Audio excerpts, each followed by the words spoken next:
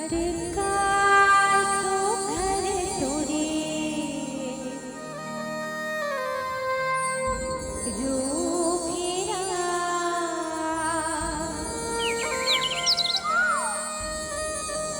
जी कर थे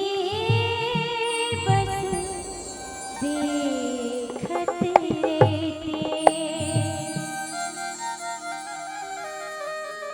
ये मोर नैना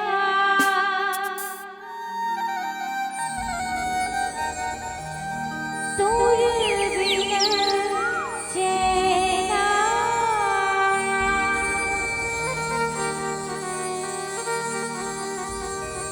पाए नहीं प्यारा